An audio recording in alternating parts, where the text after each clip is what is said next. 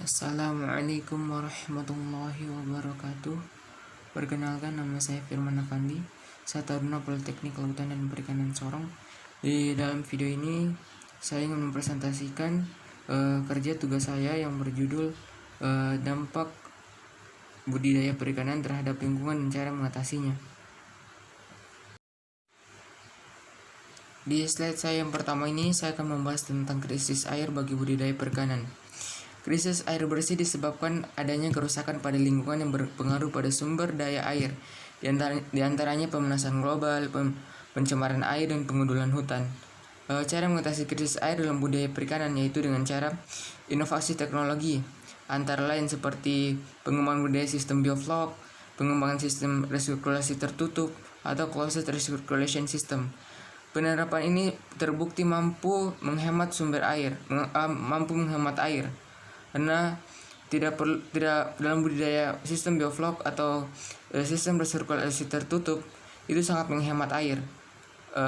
Tidak perlu penambahan air atau hanya sedikit sekali penggunaan air dalam sistem tersebut seperti bioflok dan sistem resirkulasi. Di slide saya yang kali ini saya akan membahas tentang dampak aktivitas manusia dalam budidaya perikanan.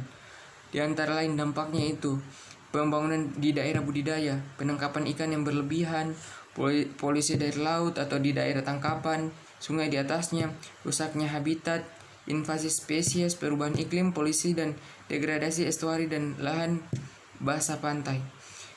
Cara mengatasi yaitu mengurangi membangun rumah di daerah budidaya, jangan menangkap ikan yang terlalu berlebihan, menghilangkan polusi, dan melindungi ekosistem. Hai guys, di slide saya yang berikut ini saya akan membahas tentang jenis-jenis limbah dari budidaya perikanan. Ada dua jenis limbah, yaitu limbah padat dan limbah cair.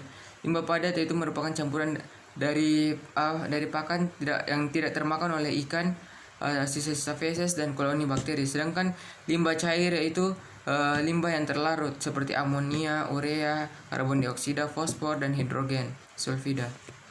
Oke guys, di slide saya yang kali ini saya akan membahas tentang pengolahan pakan pada budidaya perikanan, yaitu yang pertama penyediaan pakan.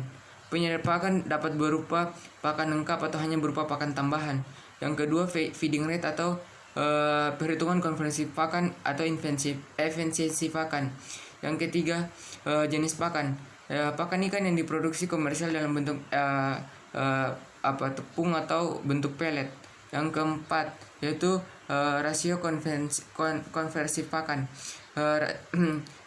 rasio atau FCR, yaitu untuk di sini FCR sangat penting, yaitu untuk menghitung jumlah pakan yang akan diberikan kepada ikan setiap harinya. Yang terakhir yaitu perawatan dan penyimpanan pakan. Ini adalah salah satu pengolahan pakan yang sangat penting ya, untuk budidaya, karena kalau tidak ada karena penyimpanan atau perawatan pakan yang baik akan mencegah pakan itu rusak. Oke guys, yang mau saya tentang video ini, di sini saya akan membahas tentang pentingnya pengolahan limbah dalam pengolahan lingkungan budidaya, yaitu satu, untuk menghemat air supaya tidak mempengaruhi pertumbuhan kultifan. Dua, agar lingkungan budidaya terhindar dari pencemaran. Yang terakhir, kultifan yang dibudidayakan menjadi lebih sehat. Oke, di slide saya yang kali ini mungkin slide saya yang terakhir mungkin. Saya akan membahas tentang mengatasi limbah budaya untuk budaya berkelanjutan. Salah satu sistem yang sangat terbukti bagus untuk mengolah limbah yaitu sistem concentrated wetland. Merupakan salah satu metode yang efektif untuk pengolahan air limbah, baik limbah organik maupun limbah yang mengandung unsur logam berat yang terdapat di budidaya perikanan. Sistem concentrated wetland adalah tidak memerlukan biaya yang besar untuk pemeliharaan karena cukup dengan memanen atau menyangi daun-daun dari tumbuhan yang kering atau layu. Selain itu, tumbuhan air tidak membutuhkan teknik pemeliharaan yang khusus, cukup aman digunakan karena tidak menggunakan bahan-bahan kimia yang dapat merusak lingkungan air. Air keluar dari pengolahan dengan sistem tersebut dapat dimanfaatkan kembali serta memberikan nilai estetika pada area budidaya dan pengolahan limbah tersebut. Ini slide saya yang terakhir. Mungkin video yang saya buat ada yang salah atau perlu dikoreksi oleh teman-teman. Mungkin saya mohon maaf karena kesalahan dan kekurangan itu hanya milik saya, kesempurnaan hanya milik Allah Subhanahu wa taala. Ya, jadi di sini saya akan mengakhiri video saya. Wassalamualaikum warahmatullahi wabarakatuh. Sampai jumpa.